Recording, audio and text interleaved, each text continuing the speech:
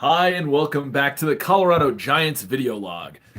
This is our first ever YouTube live, so let's see how this goes. So, in Denver, you can find us at the Tavern in Platt Park. In Boulder, you can find us downstairs at the Lazy Dog. We'll be watching all the games in both of those locations. So, with the first preseason game tonight, the Giants' excitement is high. I can't remember excitement for a preseason game like this ever. We got a lot of new toys, a new GM, new coaching staff, Saquads, OBJ is back, Ogletree, and much more. Also, we want to distance ourselves as absolutely much as possible as we can from last season. Every year, the NFL attempts to refine the rule books to make the game safer and the gameplay more in line with the intent of the rules. This year is no different. In fact, this is a lot of rule changes this year. Let's go through those and what we can expect on the field. So, the definition of a catch no longer has to survive the ground. So, you don't have to maintain possession while you hit the ground. Great example of this was when Des Bryant got a touchdown that was called an incompletion because the ground knocked the ball loose against Green Bay. Zach Ertz won a freaking Super Bowl for the Evils on almost the exact same catch as Des Bryant. So this bears repeating. So this inconsistency has led to the most disgraceful fans on the face of the planet watch their team win a Super Bowl. All right, so the rule basically gives a lot more clarity to what a catch is. Even the announcers during the Super Bowl they were miffed. They didn't even want to speculate as to what it was going to be, what the call on the field was going to end up being because you just can't tell. All right, so the next part is there's a lot of rule changes around the kickoffs, touchbacks for all kickoffs and after safety drop kicks are going to be placed at the 25-yard line. That rule was made permanent. Now, while that stays the same because that rule changed in 2016, many kickoff rules are changing. And so they're trying to make it safer.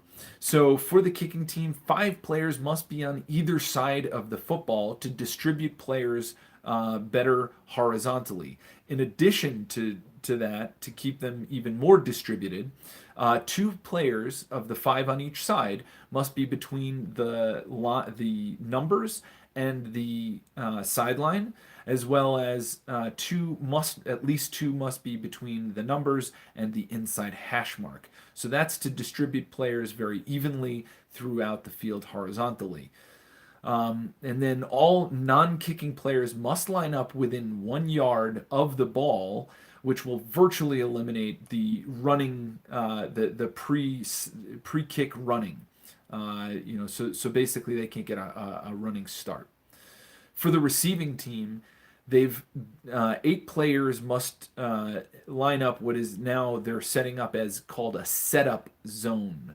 This is a span of 15 yards between 10 yards off the ball, because remember the ball must go 10 yards for it to be recovered by the kicking team. So that buffer zone is nobody's allowed to line up in there still. But then 15 yards past that, so between 10 and 25 yards off the football, there 8 players must be in there. So 3 players must be outside behind that zone. Now there's no blocking in a no blocking zone that has been established, which is within 15 yards of the ball. So you're not allowed to block until either the ball touches the ground or it's touched by a player. So effectively, that eliminates the ability to do blocking inside that 10 yards for an onside kick, which to me makes it quite interesting. That actually can make the onside kick a little bit more palatable and doable, which is a very exciting part of the game. It's one of the only reasons why they haven't eliminated the kickoff at this point. And then the receiving team may not use wedge blocking, which is when you are linked with other players. Even a two-man wedge is not allowed anymore. That's where you link, a lot of times they'll end up linking arms. Okay, more rule changes. So batting or kicking a ball in the end zone with the purpose of getting it out of bounds is both penalties are now 10-yard penalties. Now here's an interesting one. So the officials in the command center. So this is when they go to an instant replay and they're not actually looking at it anymore. Those replays are pushed out to the command center, which is in New York City.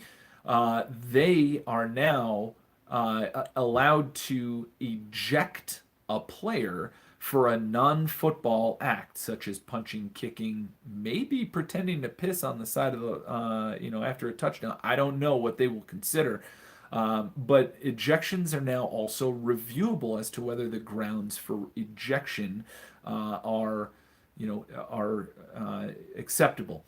And then, so that's an interesting one. But what comes to mind is the Giants have a lot of young players that need to be mindful that their actions could potentially kick them off the field. So that's, and that would really hurt the team. Okay, another rule is that a team that at the end of the regulation wins a football game is not required to go back on the field and kick an extra point or 2-point conversion. Now, what I find interesting about this rule is that it's not required. So we're going to see how this plays out I think the bettors, people who are betting on football odds, are really going to be paying attention to this. Does that mean that most teams will not kick the extra point, or is it just that it is not now a requirement? Heck, maybe there's a team that wants to shave points and they decide not to. So we'll just see how that plays out. My gut feel is that point afters will still go on because you want to pad statistics.